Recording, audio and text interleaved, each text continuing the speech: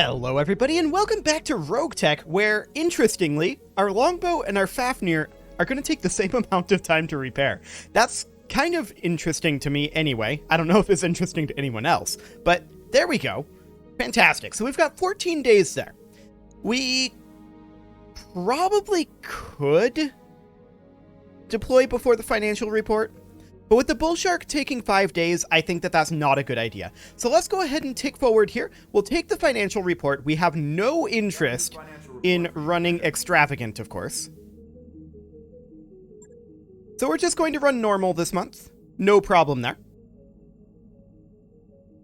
And the real question becomes, does our luck continue to hold? So far, we've been doing okay the last couple of missions, but we'll see if that continues. We will tick forward until all of our mechs are done repairing at this point. I think that won't be too bad. Yeah, that's fine. We'll play casually. We could use some morale increase. There we go. We're maxed out on morale. Were we before? I don't know. I think we weren't. But we have one more day tick here. There we go. Let's double check the mech bay, make sure everything's good to go. It indeed is. That's fantastic. We'll hop into the barracks, get our 2 non-maxed mech warriors trained up if they've got anything to do. We'll see. Any moment here. Okay, so that's right. They all have the traits now, so it's a little harder to see them. Oh, there was also a possible guts point here. There we go. Fantastic. And let's check for Kodiak. Standing by. Okay, a point of piloting is fine. Training confirmed. Commander. You know, that would also be No, never mind. It would not be interesting. They did implement it. Piloting does reduce knockdown chances. I was just going to say that it should, but it does. So, I don't know. We're going to hop into the command center here and see what we've got available. We can go ahead and deploy at any time here. So we will happily go ahead and do that. What do we got? This is for Comstar. It's a blackout mission, though. An urban battle. I don't know. I feel like we've been doing that a lot lately. A non-us mech being deployed in a Badlands battle on the side of Comstar. 3.3 million C-bills.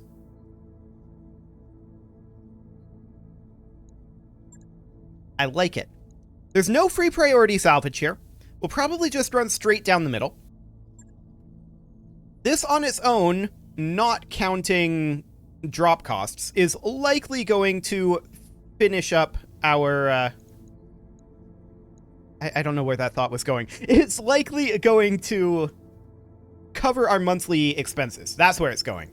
Okay, so we need a Fafnir pilot here, and I need to focus, clearly. Let's see. Do we have anybody with Fafnir affinities? Not that's available right now. So we'll just put Coma in there. And we've also got the longbow not being deployed. What mech would we like to replace with the longbow? Because I feel like the longbow is definitely one of our big damage dealers as far as armor strip goes. It's not to the level of, say, the Salamander, but it's more flexible than the Salamander. Maybe we drop the Mauler here and bring the longbow. That could work. And I don't think we have any longbow affiliated pilots here. Actually, nope, Kodiak is. Perfect. Okay, so we'll put Kodiak in there. Brother's going to drive the Executioner, and we don't actually get to see from here what that Executioner is equipped with, but we'll go ahead and deploy this. It's in the Badlands, so heat'll be a little bit up there. And now we hope that we don't get there and discover 5 enemy lances. That would be problematic, to be sure. We'll see what we get. We're in a better position than we were in the last couple of missions, particularly the mission before last. We're in a better position than we were at that point when we had like 60,000 C-bills in the bank, but we're not in a great position yet. I would like to continue to make a good amount of money here, which means that we need to take as little damage as possible. The real question, of course, is, does RogueTech cooperate? It may or it may not, and it's always hard to tell with RogueTech. For some reason, I'm suddenly really feeling like I need to delete the sound check video that I made a moment ago. I don't know why I feel like I have to do that right now, but apparently that is something that has to happen. So this will load in eventually, and I mean, we're still a little bit concerned about the Salamander's durability, but I feel like that's less a build issue and more a utilization issue. I tend to rush the Salamander a little too far ahead, I think, early on in the mission, because I want to get those big hits.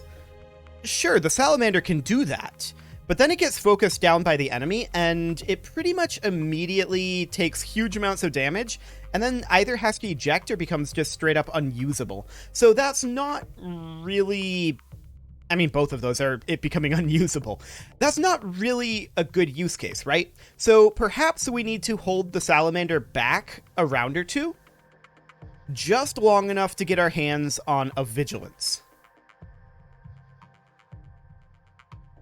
Or we move forward with a different mech, one that is more capable of dealing with that, like the Annihilator, and then once they focus on that, then come in with the Salamander. Something along those lines. I feel like it's less a build issue and more a how we're using it issue. Because, I mean, it can take a pretty good amount of punishment. It just can't take it when there's 12 enemy mechs blazing away at it, right? And no mech can really take that. You kind of can't build for that. But for now, we need to destroy the enemy lance and keep the test drive mech alive. We've captured a rare Kharitan mech. Our scientists have been reverse engineering it, but now they say they need real battle data before they can continue. We'd like you to provide that data. We've located a Kharitan lance to use as a guinea pig. Take the mech down to the planet and eliminate that lance. Needless to say, we don't have another of these, so it's imperative that you return it intact. It's entirely possible this is less of a real test and more of a lazy attempt at a false flag to sow mistrust between Karita and Karita. But it pays either way. This is Comstar and Karita, Darius. Are you drunk, Darius? I mean, given the quality of intel we get from him, I think that's pretty likely. Darius is just always drunk. That makes a lot of sense, actually. And also why he thinks that our lance is worth 3 skulls. Our lance is worth quite a lot more than that, for sure. Sensors online. Weapons online. All systems nominal. Okay, let's go. What do we got here? Command interface. Well, we only see the one indicator. Watch your heat. This Okay. won't help with dispersal. The lance is apparently deploying on top of this rock. And this is our future evac zone. So any way we slice it is going to be a kind of awkward hill climb here. We could spawn right here and be right by our evac zone. Make our way up the hill. There's cover here. I mean, LOS is likely going to be an issue no matter what because of the hill climb.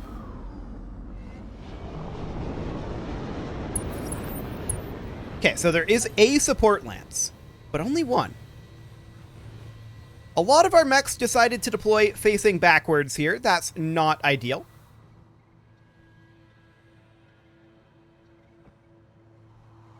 Not ideal at all.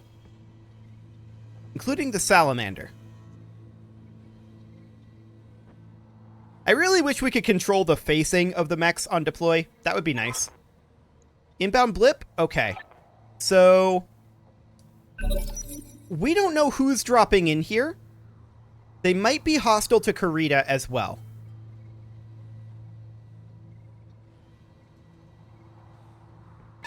But this definitely looks like this is going to be a bit bigger of a force to go up against. We see a Raptor 2, a Victor, a Gauzzilla going for the rear arc on our Boar's Head. Oof. He hits all 4 of those because we have no evasive when we immediately drop in. There's nothing we can do about that. At all. Period. End of story. It just is what it is.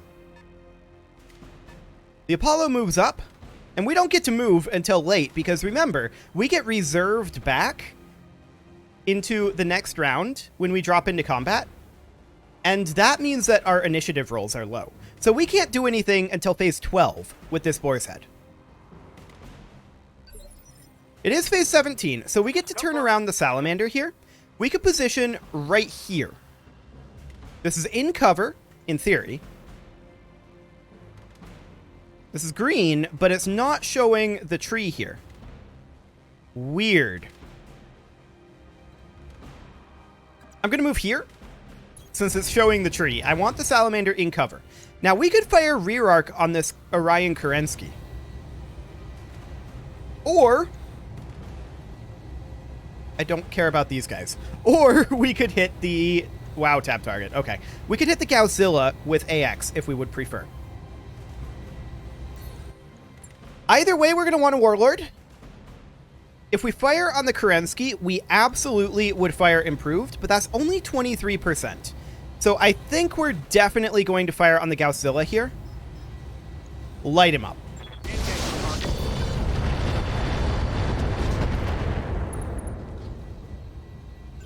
Okay, that's heavy damage to that Godzilla. Including a head hit. Okay, they shoot at the Executioner. It is braced and facing kind of the right direction.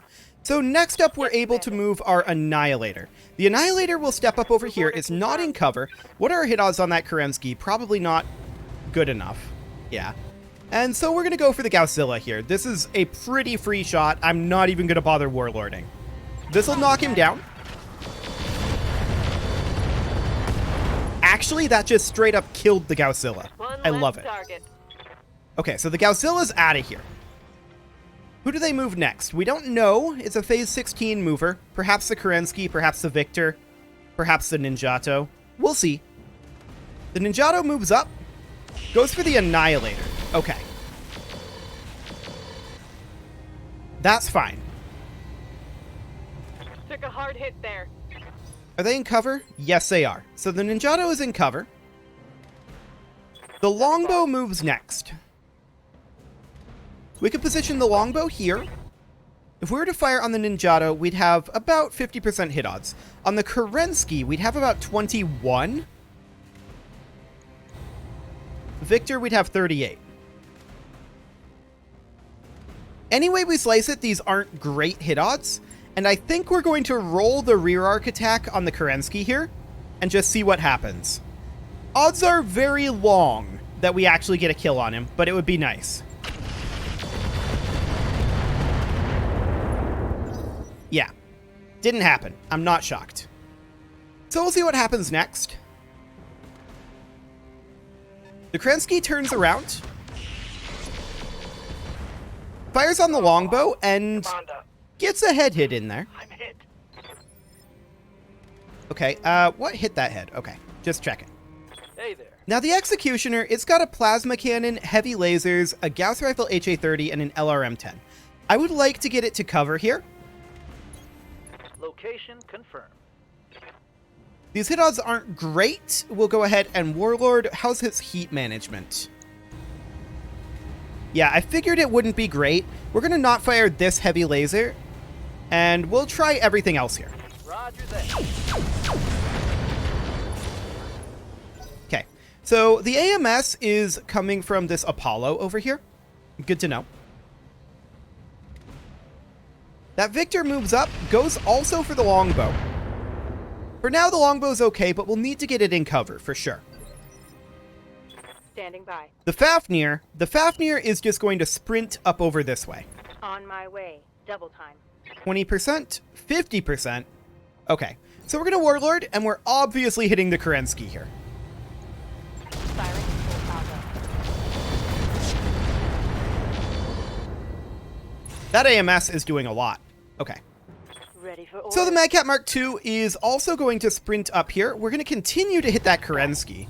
I would like that thing to be gone. And it could go, actually. We don't know what's in that torso, but if it's SRM ammo, yeah, we could definitely see this go away. We're going to Warlord to boost our hit odds a bit. That Apollo's definitely a problem for our missiles. And yeah, there we go. The Kerensky's out of here. 2 down.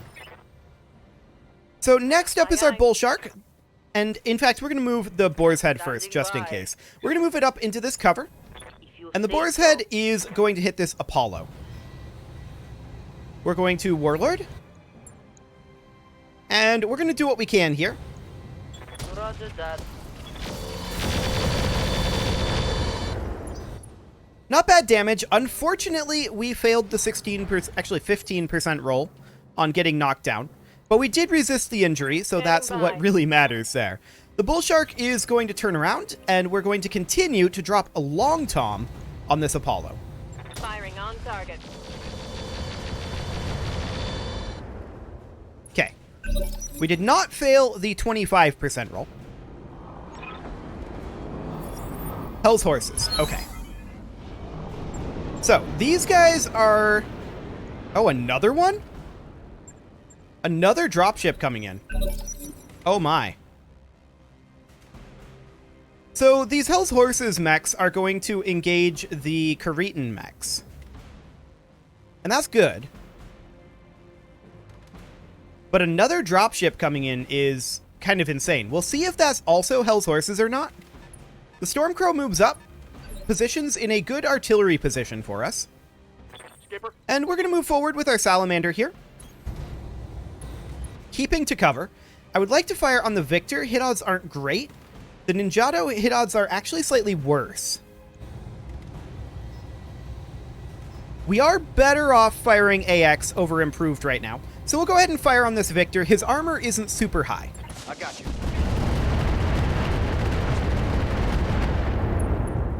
So we got some good armor damage onto that Victor. The question is, when are we going to want to bail on this mission? I mean, we are right by our evac zone. So we might want to leave early here. The Apollo moves up.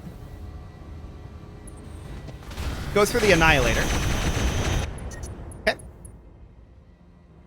I can't. The heat is frying my internals. Oh, it's also frying their internals. So no big deal there. Phase 16 will be the Ninjato. We'll see what it does. What is its plan here? So it moves up through the fire. Also goes for the Annihilator.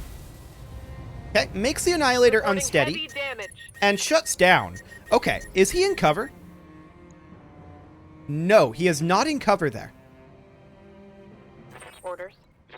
The Fafnir is going to move up here and look to engage him. I'd like to move a little further than this, but unfortunately we kind of can't. We'll position it here. And we'll fire the AC-20s only in X1 mode because of heat. Acknowledge.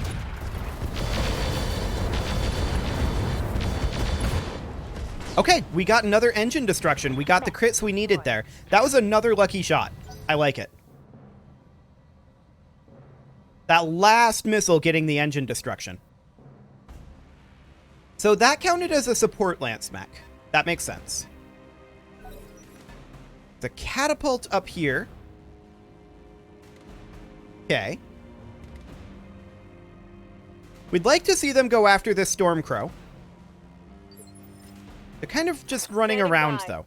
So our Annihilator for now is going to Vigilance. And then we're going to sprint over this direction. Go into full throttle. We could fire at the Apollo or at the Victor. Hit odds are going to be low because we sprinted, of course. And heat is very high. We obviously can't fire a lot of this. However, we could fire our LBXs. Alternatively, we could fire our LRMs, or we could just call that good. And that's all I'm going to do for now. We're going to Vigilance, and that gives us our brace. So we position there, sink some heat. Phase 14, there's a mover that we don't see.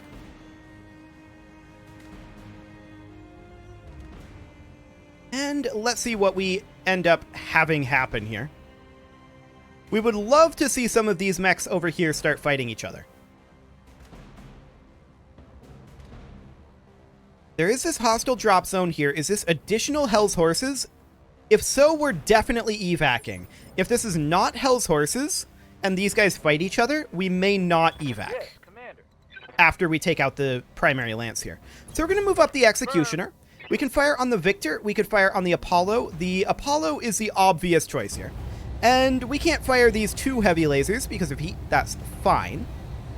Engage and charge. Okay, that's a structure exposure and a prototype light fusion crit. Panic level critical. Sounds good. For now, the Hell's Horses mechs are nowhere near an LOS of us because of this hilly outcropping here. So that's wonderful. It's a Warhammer 2C closing in, but not really doing too much. We're going to move up here with our Madcat Mark II. We're going to go for the kill on this Apollo. I absolutely want that laser AMS taken off the field. Firing all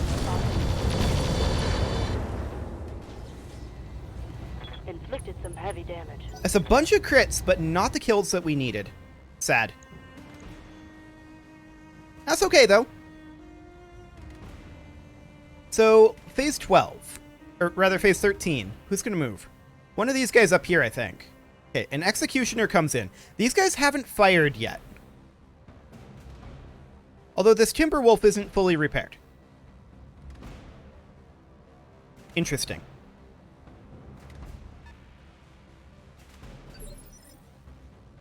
Ready for order. But right now, our longbow is going to move up over here into this cover. Position confirmed. And we could go for the kill on the Apollo, or we could go for the Victor. We're going to go for the kill on the Apollo. We need that laser AMS gone. I'm not going to bother firing the ELRMs because of the hit odds. Locking on target. There we go. Mech destroyed. Okay, so the Apollo's out of here. That's 75% of the Cretan forces.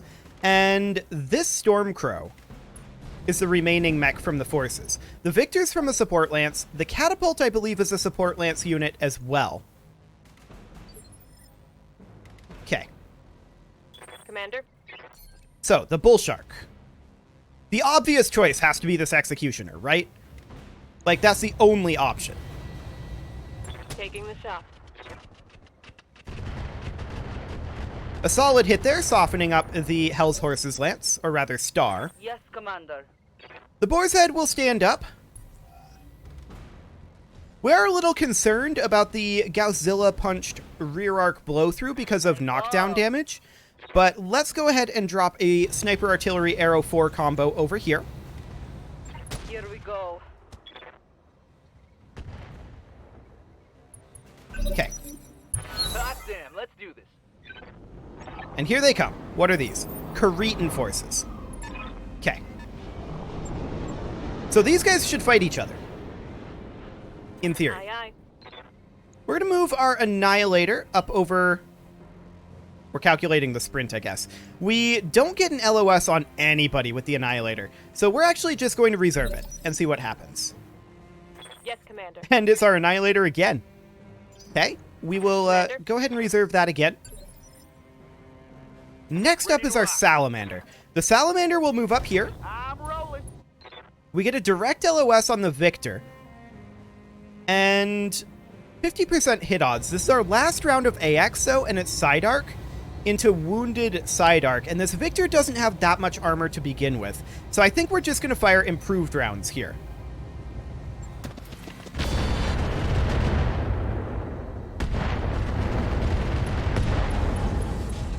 Okay, we broke through the Victor's side arc there. Did a bunch of damage to him.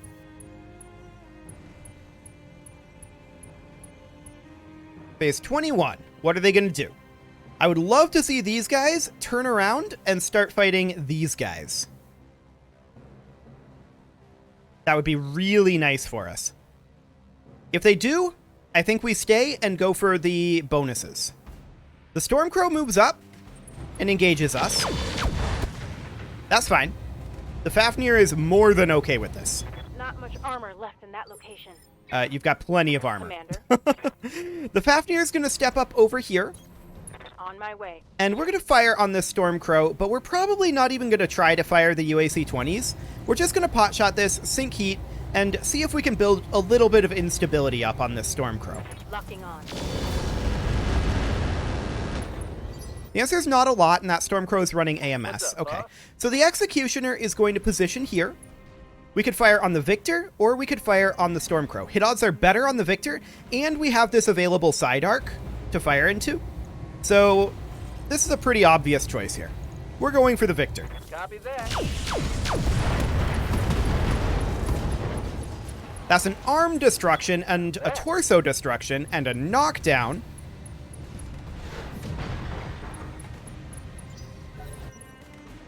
And just overall, a whole lot of damage to that Victor. But sadly, he wasn't running an XL engine, but that was the vast majority of his armament eliminated. This Hatamoto Chi just moved over here. Okay. Orders. The longbow is going to move up here. On my way. And this is a very clear choice to go for the Victor here. This should be a kill. Firing all weapons. Target's taken a critical hit. Pilot ejection. That works. Okay. Awaiting Our orders. Annihilator is now going to move up over here, and we're going to look to damage this Stormcrow pretty heavily. We'll fire our LBXs and our LRMs, and we can actually get away with alpha striking this if we wanted to. We could Warlord. We don't have the best hit odds here. I would expect slightly better hit odds than this. We failed our sensor roll. That'll do it. Copy that. Okay, got some damage in My there. heat sinks can't vent fast enough. I'm taking damage. So this is somebody that we don't know about. There's a lot of units up here, for sure. We're expecting 5 from Hell's Horses, and we're expecting 4 from Kurita here. In addition, we know that there are 3 Kurita units left on the field. There's this Stormcrow, there's this Catapult, and we don't know what else. It is time to put a cut in here, so I'm going to go ahead and do that. And next episode, if we need to bail after we destroy the Kuritan forces, which is this Stormcrow, if we need to bail after that, we can just go back to this evac zone. Otherwise, if we think that we can take this, we can do that. But I don't want to take much damage. I want these guys to fight each other. You can leave your offerings to the engagement gods in the form of likes, comments, subscribes, and bell ringings, and I will see you all next time.